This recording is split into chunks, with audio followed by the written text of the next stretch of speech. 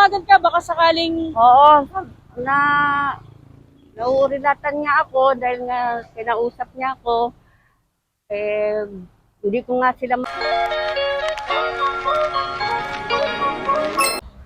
Sige. O si nanay, baka sakaling manawagan siya sa pamilya niya kasi 12 years old pa lang daw siya, mga kapindyo sila yan, nung nawala siya. Nawala siya na meron siya sinamahan na matanda, tapos parang nagising na lang siya na ibang tao na yung kasama niya. Nay, manawagan ka, baka sakaling... Oo, na nauurilatan niya ako dahil nga kinausap niya ako. Eh, hindi ko nga sila makilala dahil sa tagal nang nawala ako sa kanila. Pero nay, Kung natatandaan mo nananawagan yung, ako, yung pangalan ng nanay mo, hindi tsaka tatay. rin. Wala akong natatandaan. Dahil nga na-torture ako ng biglang, parang bigla ako nawala sa kanya. Kaiiyak ko. Nawala ako. Hindi ko naman sila matandaan. Hanggang ngayon nga, nandiyan pa luwa sa loob ng katawan ko eh. Umiiyak pa rin ako, maga pa rin ang mata ko. Hindi mo man lang alam kahit pangalan ng nanay, tatay, Hindi. kapatid. Kung ako nga, hindi ko nga dahil nga laki nang nangyari sa akin eh. Kaya kung natatandaan nila ako, nakikilala nila ako, wala na sila sa akin na unuwain nila ako para mabawasan yung takot ko na magkita kami. Hindi ako mapagalitan na ako tumakas sa kanila, mawala ako sa kanila na gano'n naglayas lang ako. Hindi. Talaga aksidente nangyari sa akin. Maraming aksidente nangyari sa akin. Sa tagal ng panahon, hindi na nila isipin yan, Nay. Siguro na yung nararamdaman ng pamilya mo, hinahanap ka nila. Nahanap minsan nga, lagi ko nakakagat yung labi ko. Iisip ka nila. Iisip na ako.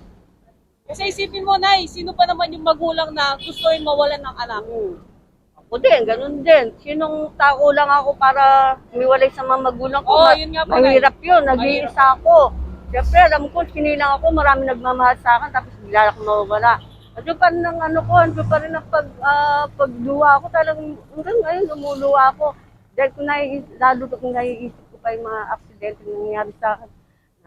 Kung hindi ko man natandaan. Nandiyan naggasa ako, nandiyan ako. Pero bumabangon pa rin ako. Bumabangon talaga ako. Kailangan lang po lumaban sa buhay, Nay. Inaabuso nila ako. Diyan minsan nasasaliban ako. Naglalabanan ko. Sabi ko, lumayas ka sa katawan ko. Hindi maganda ang hindi maganda ang dating sa aking kakong isip. Sabi ko, nag-iisip ako tapos mag-iisip ka. Hindi, ayaw sa'yo, kako. Sinasalubong mo yung isip ko. Sabi ko, lalabanan kita kako. Hindi, tatayo ka ako. Lalaban ako, mamumuhay na maayos. Yung ganun. Ito po yan, Nay. Magbasa, hirap ako eh. Hirap ako magbasa talaga, hindi ako makapagbasa. Gusto ko sumulat sa mga pamilya ko. Sabi ko, sino ka? Sabi ko, ba't hindi ko mapagdabanan ka kung magpadala ng sulat sa kanila para yan nila ako, makuha nila ako, magbalik ako sa kanila. Sino ka ako nagpapahirap sa akin nang hindi ako makapagsulat sa kanila? Mali mo, Nay, isang araw, may makapanood ng video natin, pakilala ka ng pamilya mo. Salamat. Kahit matagal na ang panahon na. Bakit hindi sila ya? Wala na sila sumuyo sa akin para makilala ko na rin sila. Kasi talagang hirap ako. Yun lang nakakaya na. Sino kung sin-advance yung isip ko, sino ka para suyuin pa, di ba? Kasi nang ininakit ng isa't isa eh. Higit silang nag-iinakit din sa akin. Higit din ako mag-iinakit. Pinabayaan nila. Yun ang magiging katuwiran ko eh. Pinabayaan niyo ako. Nagkalintik-lintik ako. Nagkalintik-lintik ang katawan ko.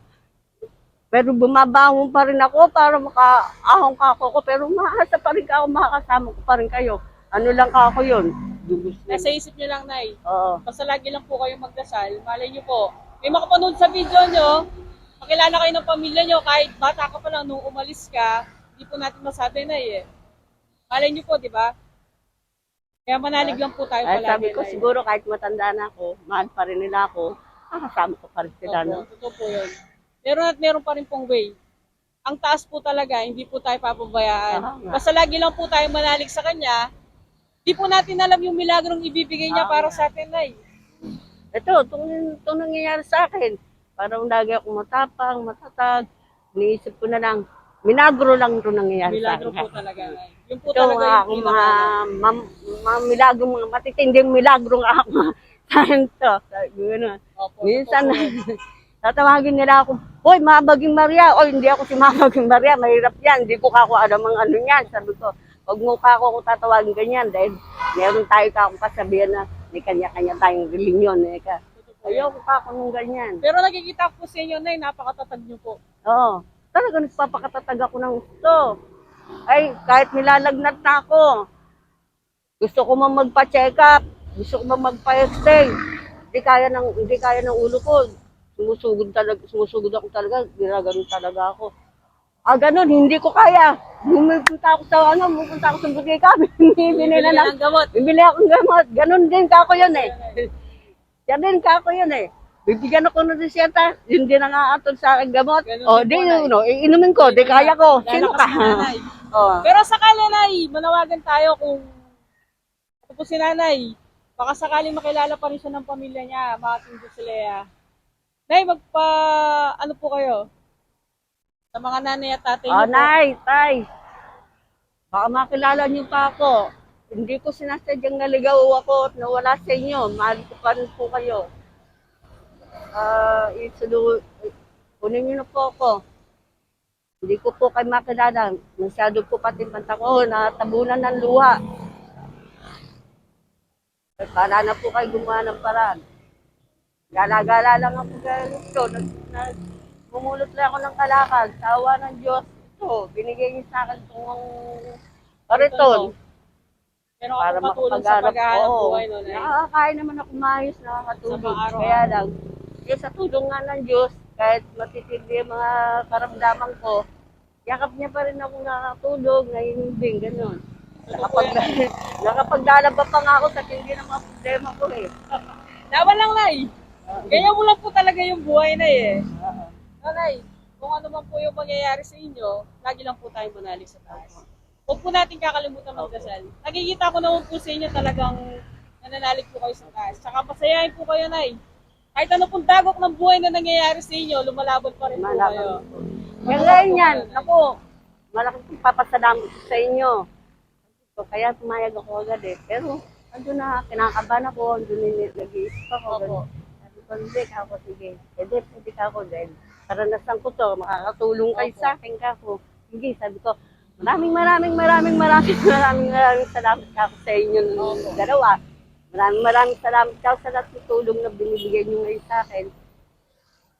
Salamat din doon sa sinasabi na kakasama pa rin kami pamilya ko. Ako makilala nila.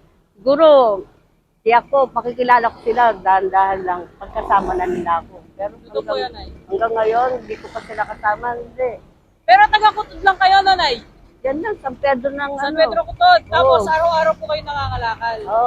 Siyempre, Nay, hindi po natin masabi, baka sakali po. Pero kung makapanood sa video nyo, biglang may mag-message sa amin, makikita po natin kayo agad. Doon lang ako sa may, ano ba yung San Pedro, may ano yun eh, may basketball court yun eh. San Pedro, may ano yun, may larawan na may shooting, may manok, yun. Ano mo purok nyo, Nay? Puro 4 yata. Purok 4. Ayun po, Nay. Baka sakali po, hanapin namin kayo. Alam po namin, saan po namin kayo. Nanay, may ibibigay ako sa'yo, Nanay. Salamat May ibibigay ako sa'yong, Bigas. para bigas. Para sa iyan talaga, Nay. Tapos kayo talaga. Nagluluto ka naman, Nanay. Oo. Meron ka naman paglulutuan dun sa bahay niyo, Nanay. Meron. Yun po yung pinaka-importante, Nay, yung paglulutuan. Malaking bagay na po yan, Nay. Ito, Nay, para pang makapagpahinga ka ngayong araw na to, Nay. Para wag mo nang iisipin kung sakali meron ka ng pambiling ulam. Yun yung anuin mo, Nay. Maraming salamat sa binigay mong oras na ilabas mo yung kwento mo, Nay. Baka sakali meron makapanood sa'yo, Nay. Yun po yung gagawin namin. Hanapin po namin. Ako nga po pala si Sol, Nay. Sama po si Jess, ako si Lea. Lea pa na mo. Tesol Ako po. tinatawag ako dyan, Neneng B. Neneng B. Opo, Nay. Maraming salamat po, Nay. Ingat po kayo palagi. Ingat din kayo. Opo, maraming salamat po, Nay. Thank you po, Nay. Ayun po mga Team Joselea, at napakinggan na po natin yung kwento ni Nanay. Ang gusto niya lang po talaga na darating po yung araw na makita niya po ulit yung mga pamilya niya. Di niya man po maalala o makilala pa yung mga tunay niyang pamilya. Di pa rin po siya nawawalan ng pag-asa na isang araw na mangyayari po yon.